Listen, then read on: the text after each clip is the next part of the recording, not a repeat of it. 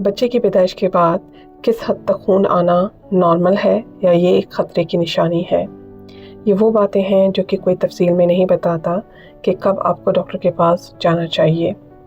मैं हूं doctor Maria, ओबेगाइनी specialist, जो कि आज आपको बताएंगी सारा के किरदार में रियल पेशेंट्स की स्टोरी। तो आज मैं आपको बताऊंगी कि PPH यानी पोस्टमार्टम हेमरेज, बच्चे की पैदाइश के बाद ख़तरनाक हद तक खून ज़्यादा बह जाना क्या होता है, आप एक नॉर्मल हैवी ब्लीडिंग और PPH में कैसे फ़र्क करेंगी, आपने कब डॉक्टर के पास जाना है, यानी किस हद तक आपको ब्लीडिंग हो जब आपको जो है अस्पताल जाने की ज़रूरत है, आपको जो है कौन सी टिप्स यूज़ करनी चाहिए, यानी एहतियाती तदाबीर जिसकी वजह से आप PPH में जाने से बच सकती हैं, यानी हैवी ब्लीडिंग होने से बच सकती हैं। इसके अलावा एक औरत को 40 दिनों तक कैसे और किस किस्म की और कितनी हद तक खून आता है, ये भी हम यहाँ पे बयान करेंगे। अगर आपको अच्छी लगी हो ये मालूमात, तो हम आने वाली अगली एक साथ में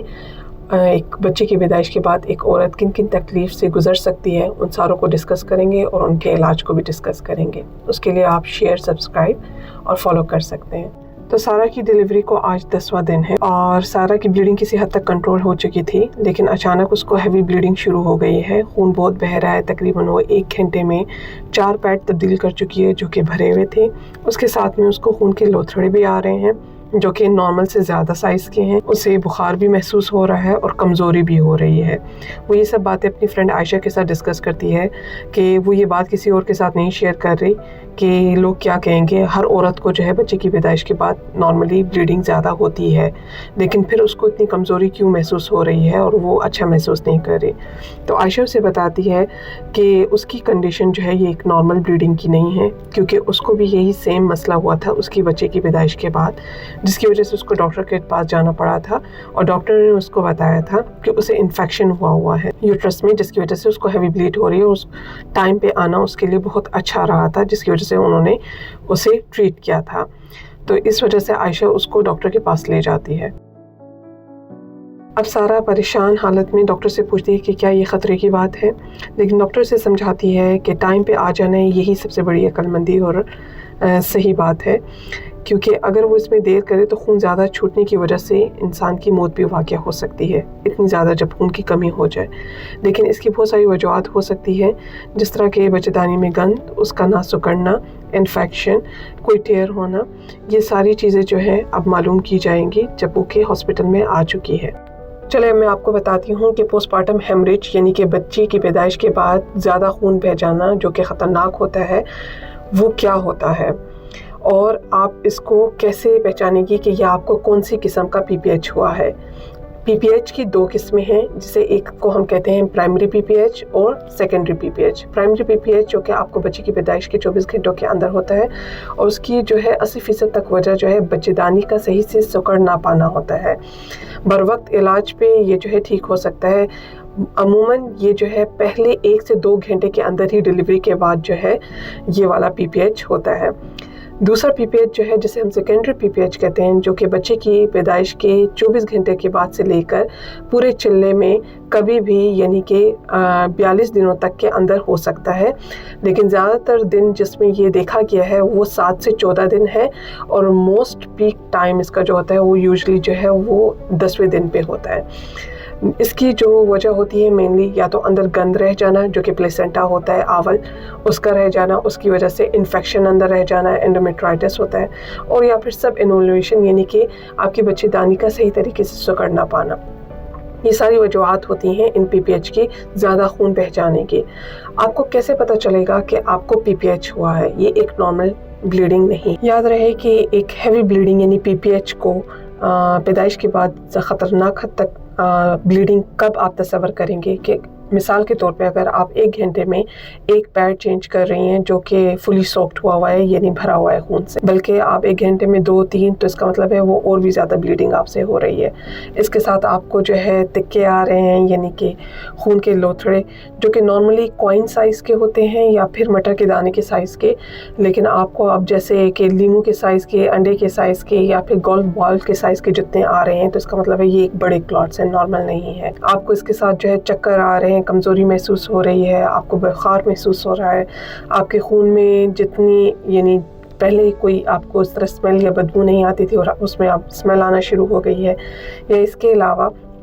पहले आपकी ब्लीडिंग कम हो चुकी थी और अब अचानक से फिर से ज़्यादा हो गई है, तो ये सारी निशानियां हैं कि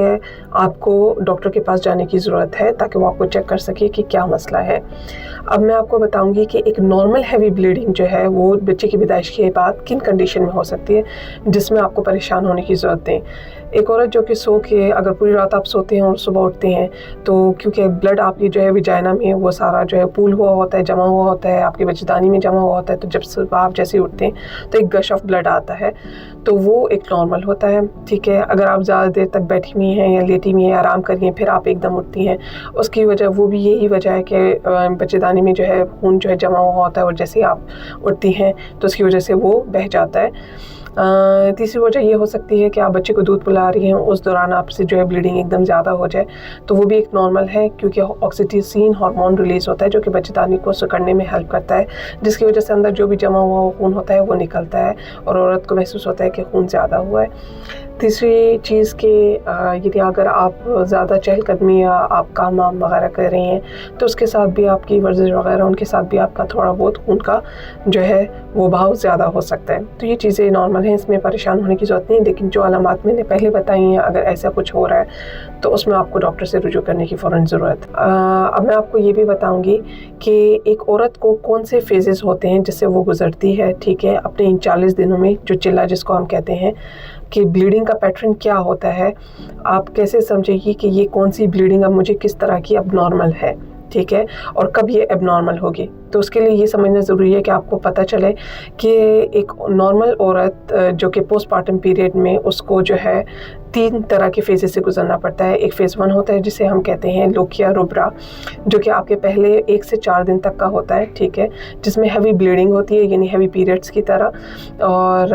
उसमें जो है ब्राइट रेड कलर भी हो सकता है, डार्क रेड कलर भी आपके खून का हो सकता है, उसमें हैवी ब्लीडिंग थोड़ी बहुत नॉर्मल होती है। फिर आपका जो है एक फ़ेज़ आता है, फ़ेज़ जो आपकी डे 5 से लेकर आपकी डे 11 यानी 11वें दिन तक आपकी खून का बहाव जो है वो तकरीबन मॉडरेट फ्लो यानी दरमियाना हो जाता है, खून का रंग जो है डार्क ब्राउन हो जाता है, ठीक है, और आपका दर्द वगैरह ये भी ज़रा कम होना शुरू हो जाता है, और इसमें जो है आपके खून का रंग जो है वो पिंकिश भी हो सकता है। इसको हम लोकिया सिरोज़ा कहते हैं। तीसरा फेज़ जो होता है जो कि आपके जो है 12वें दिन से शुरू होता है आपकी बच्चे की पैदाइश के बाद, और वो रहता है आपके 42 दिन तक, या फिर कुछ लोगों में थोड़े से और दिन ऊपर भी हो जाता है, जिसमें आहिस्ता आहिस्ता आपके खून का रंग बिल्कुल हल्का होता जाता है, जिसे हम लोकिया अल्बा भी कहते हैं, यानी कि खून का रंग सफ़ेद हो जाना। पहले येलो होता है और येलो से आहिस्ता आहिस्ता बिल्कुल लाइटर होता जाता है और वो सफ़ेद रंग का हो जाता है। अब ये सारा फेज़ नॉर्मल होता है इन 42 दिनों तक। अगर आपको इसके अलावा यानी खून हल्का होना शुरू हो जाए 10-12वें दिन पे और फिर अचानक ज़्यादा शुरू हो जाए तो इसका मतलब है कुछ एबनॉर्मल है, आपको रुजू करने की ज़रूरत है डॉक्टर, ठीक है। अब क्या एहतियात आप अपना सकते हैं, कौन सी टिप्स हैं जिसकी वजह से आपका खून जो है वो बच्चे की पैदाइश के बाद ना छूटे, जो PPH यानी आपको ना हो। उनमें आपको ये याद रखना चाहिए कि ये केयर आपको अपनी एंटीनेटल पीरियड यानी हमल के दौरान शुरू करनी चाहिए। आपका हीमोग्लोबिन कम से come first trimester second trimester में 11 तक होना चाहिए यानी 11 तक। अगर आपका हीमोग्लोबिन यानी कि खून जिसे खून की मालूमात होती है कि कितना खून है आपके अंदर, वो अगर आपको लास्ट ट्राइमेस्टर यानी आपके आखिरी 3 महीनों में अगर 10 से कम है तो आपको जो है अपने इस खून की करेक्शन करनी है हीमोग्लोबिन की। आपको जो है या तो आयरन की टैबलेट्स लेनी है, आयरन रिच डाइट खानी है, या फिर आयरन की जो है ब्लड ट्रांसफ्यूजन्स भी हो सकती हैं और आयरन की जो है ड्रिप्स भी लगती हैं, वो भी आप कर सकते हैं। वो डिपेंड करता है आपकी जो है कि कौन सा आपका हमल का इस वक्त चल रहा है, उसके हिसाब से आपने कोई भी इन्फेक्शन हो उसको टाइम पे ट्रीट करना है। ख़ासतौर पे उन औरतों को जिनको प्लेसेंटा प्रीविया नीचे की तरफ यानी आवल है उनका, या फिर उनके ट्विंस बच्चे हैं, या फिर उनमें पहले से एनीमिया यानी खून की कमी है, या फिर उनकी खुराक अच्छी नहीं है, या फिर उन लोगों को जो है इन्फेक्शन रहता है,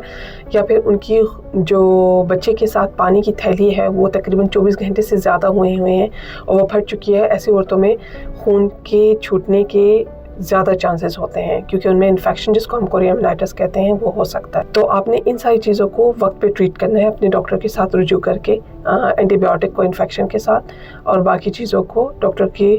हदायत के साथ। बच्चे की पैदाइश के बाद कौन सी कॉमन टिप्स हैं जो कि आप यूज़ कर सकती हैं कि आप जो है PPH में नहीं जाए?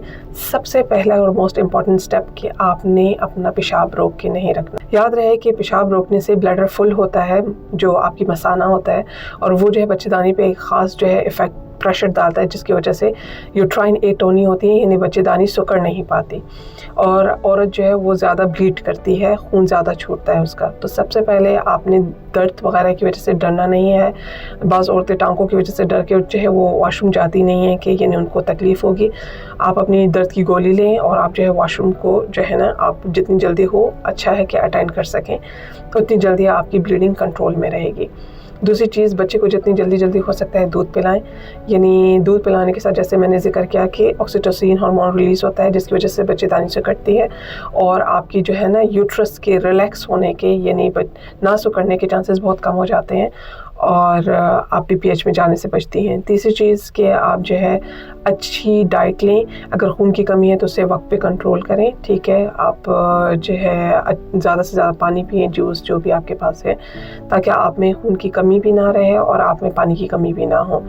अच्छा, एक और एडवाइस ये है कि अगर आपकी मेम्ब्रेन्स पहले से रप्चर हुई हैं 24 घंटे से ज़्यादा, और या फिर आपको कोई भी इन्फेक्शन के अलामात थे पहले से, तो फिर आप उसको एंटीबायोटिक के साथ टाइम पे जो है कवर करें। अगर आपको ये सारी मालूमात पसंद आई हो तो सारा के किरदार में मैं नेक्स्ट आने वाली एपिसोड्स में हर वो माँ जो कि मोस्ट कॉमनली जिन मुश्किलात से गुज़रती हैं, तकलीफ़ात से, उनको डिस्कस करूँगी। तो उसके लिए आप इसको हर उस नई माँ के साथ शेयर कर सकते हैं जो कि ये मालूमात जानना चाहती हो।